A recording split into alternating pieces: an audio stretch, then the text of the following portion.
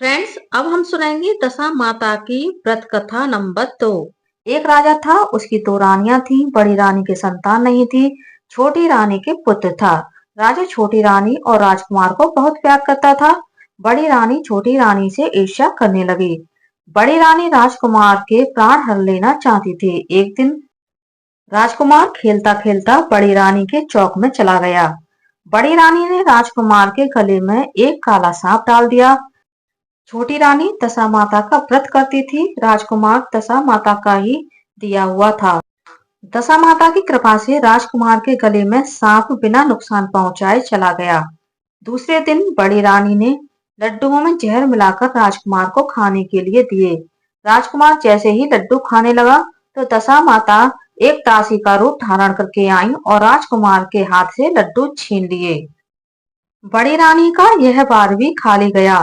रानी को बड़ी चिंता हुई कि किसी भी तरह से राजकुमार को मारना है।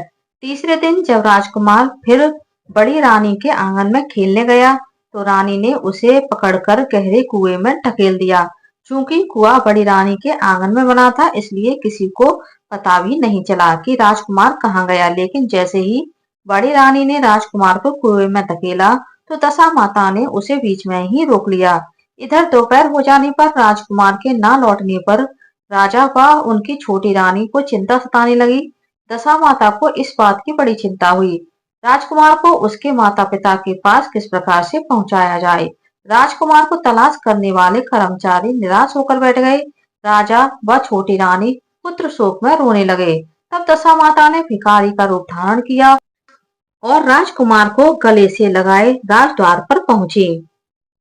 वह राजकुमार को एक वस्त्र में छिपाए हुए भिक्षा मांगने लगी। सिपाहियों ने उसे दुत्कार कर कहा, तुझे भिक्षा की पड़ी है और यहाँ राजकुमार खो गया है। सारे लोग दुख और चिंता से व्याकुल हो रहे हैं। इस पर दशा माता बोली, भाइयों, पुण्य का प्रभाव बड़ा ही विचित्र होता है। यदि मुझे भिक्षा मिल जाए तो संभव ही खोया हुआ राजकुमार तुम लोगों को मिल जाए। यह कहकर वह देहरी पर पैर रखने लगी। सिपाहियों ने उन्हें आगे बढ़ने से रोका। उसी समय दशा माता ने बालक का पैर वस्त्र से बाहर कर दिया। सिपाहियों ने समझा कि कुंवर उसके हाथों में है, इसलिए उसे अंदर जाने दिया।